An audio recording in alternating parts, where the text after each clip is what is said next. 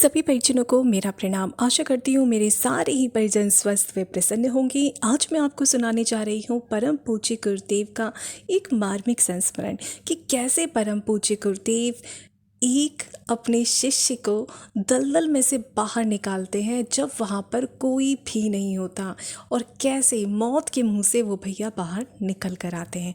तो चलिए सुनते हैं कि क्या है पूरी कहानी। सन 1981 ईस्वी में मैंने गायत्री महामंत्र की दीक्षा तो ले ली, पर दीक्षा के समय परम पूज्य गुरुदेव के दर्शन नहीं हो सके। उन दिनों वे हिमालय प्रवास में थे। अगली साल हिमालय से वापस आने के बाद उनके दर्शन का सौभाग्य मिला।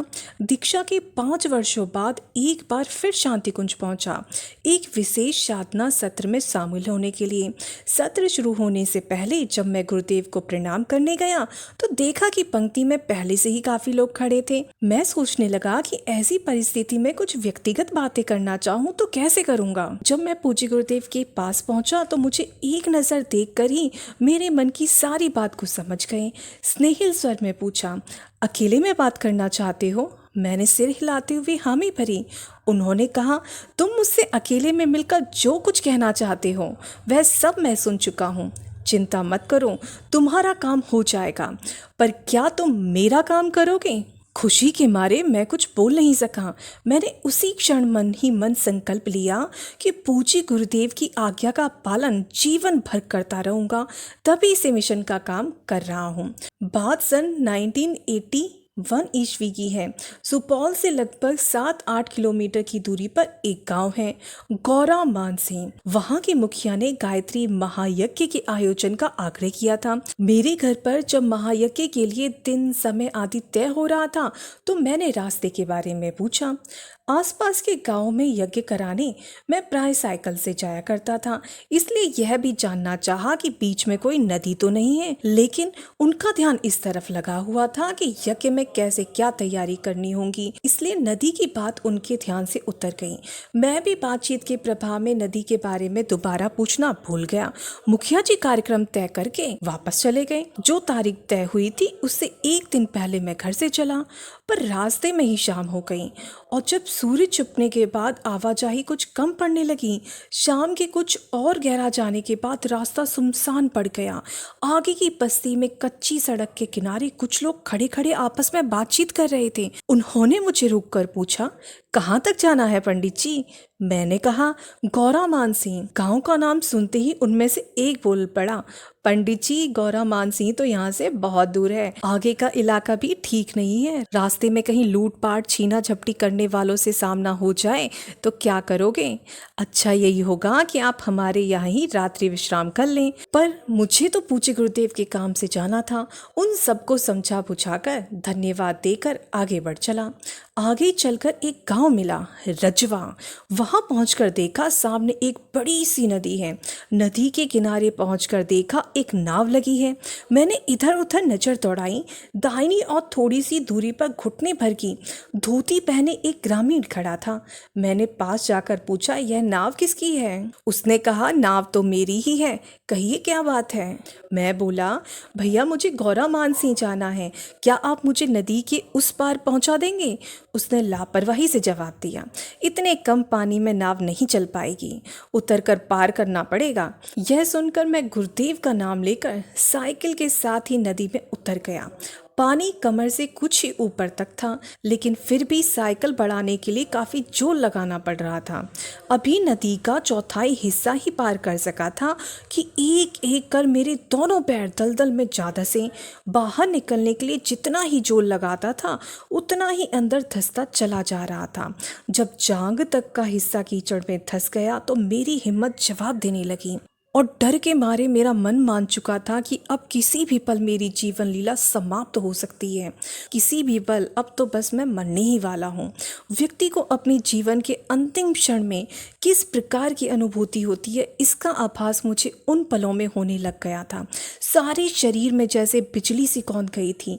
पिछला पूरा जीवन एक बार ही आंखों के आगे नाच उठा। कितने सारे काम पड़े हैं। मेरे मर जाने के बाद उन छोटे छोटे बच्चों का क्या होगा? और निराशा के इस दौर में पूज्य गुरुदेव की बात याद आई। उन्होंने कहा था कि गुरुदेव हमेशा हमारे आगे पीछे रहेंगे, विपत्तियों में, परेशानियों में हमारी रक्षा करेंगे। दूसरे पल मन में यह विचार उठा कि संत स्वभाव के हैं गुरुदेव, तो इसलिए दिलासा दे दिया होगा। अब इतनी दूर वे बचाव के लिए कैसे आ सकते हैं? कीचड़ अब कमर से ऊपर जा चुका था। तभी दो लोग दूर से आते हुए दिखाई पड़े। उनमें से एक ने ऊंची आवाज में पूछा, सुनो भाई, क्या तुम किसी खतरे में पड़े हो? मैंने जोर से हाथ हिलाते हुए कहा, हाँ जी भाई साहब, मैं भयानक दलदल में फंस गया हूँ, कृपा करके मेरी जान बचा लीजिए। मेरी बात सुनकर वह अपने साथी को पीछे छोड़कर तेजी से दौड़ पड़ा। पास पहुंचकर उसने एक हाथ से लगभग पूरी तरह से डूब चुकी साइकिल थामी और दूसरे हाथ से मुझे एक ही झटके में कीचड़ से बाहर निकालकर किनारे की ओर बढ़ चला। ऊपर से दुबले पतले दिखने वाले उस आदमी की अंदरूनी ताकत देखकर मैं मन ही मन उसकी प्रशंसा कर रहा था। किनारे पर पहुंचकर मैंने उसे हृदय से धन्यवाद दिया। थोड़ी देर के बाद सहज होने पर उसने पूछा, कहाँ से आए हो भैया? कहाँ जाना है? क्या काम है? मैंने उसे बताया कि मुझे गौरा मानसी के मुखिया जी के यहाँ यज्ञ कराने जाना है। उसने कहा, चलिए मैं आपको वहाँ तक छोड़ देता हूँ। वह अपने मित्र के साथ आगे आगे चल रहा था। उसके पीछे पीछे चलते हुए मैंने जिज्ञासावश जब उसका परिचय पूछा तो मेरी जीवन रक्षा करने वाले ने अपना और अपने गांव का नाम बताकर कहा कि उसका गांव गौरा मानसिंह के पास ही है। रास्ते पर इधर उधर की बातें करते हुए आखिरकार हम लोग गौरा मानसिंह पहुंच गए। एक बड़े से मकान के पास पहुंचकर वे दोनों रुके और उंगली से इशारा करते हुए कहा, यही मुखिया जी का घर है, अब आप हमें आज्ञा दीजिए। कृतज्ञता के भाव से भरकर मैंने हाथ जोड़ते हुए कहा, आपका यह उपकार मैं कभी नहीं भूलूंगा। आप दोनों कल के यज्ञ में आएंगे तो मुझे बड़ी प्रसन्नता होगी। उन्होंने हाँ करते हुए गर्दन हिलाई और आगे बढ़ चले। मैं मुखिया जी के घर की ओर बढ़ा।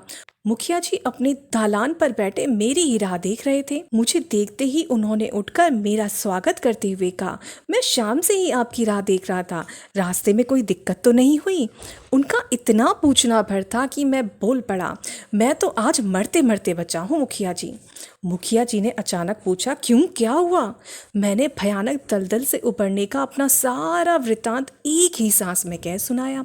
मुझे बचाने वाले उस व्यक्ति का तथा उसके गांव का नाम सुनकर मुखिया जी चौंक पड़े। उन्होंने कहा, यहाँ ना तो इस नाम का कोई गांव ही है और न आसपास के गांव में ऐसा कोई आदमी। मुखिया जी को इस बात पर भी घोर आश्चर्य हो रहा था कि उस व्यक्ति से मेरी सारी बातचीत हिंदी में होती रही। जब मुखिया जी ने मुझे यह बताया कि आसपास के किसी भी गांव में एक भी व्यक्ति खड़ी बोली का जानकार नहीं है और ना ही हिंदी किसी को आती है, तो मेरे भी आश्चर्य का ठिकाना नहीं रहा कि जब किसी को हिंदी बोलनी नहीं आती तो वो लोग कौन थे जिन्होंने मेरी मदद की और हिंदी में पूरे रास्ते मुझसे बात करते हुए आए। सोचने की मुद्रा में मेरी आंखें बंद हो गईं। मुझे लगा कि सामने परम पूज्य गुरुदेव खड़े हैं, मंद मंद मुस्कुराते हुए कह रहे हैं, तुम जहाँ भी जाते हो मैं तुम्हारे आगे पीछे मौजूद रहता हूँ। आगे से अनजान राहों पर कुसमय में मत चलना। भावलोक में विचरण करते हुए गुरुदेव की इस प्यार भरी छिड़की से मेरी आंखें नम होती चली गईं। तो ये था वो संस्मरण जो सुनाया है श्री चंद्र किशोर सिंह भैया ने, जो आरा बगीचा मुंगेर बिहार के रहने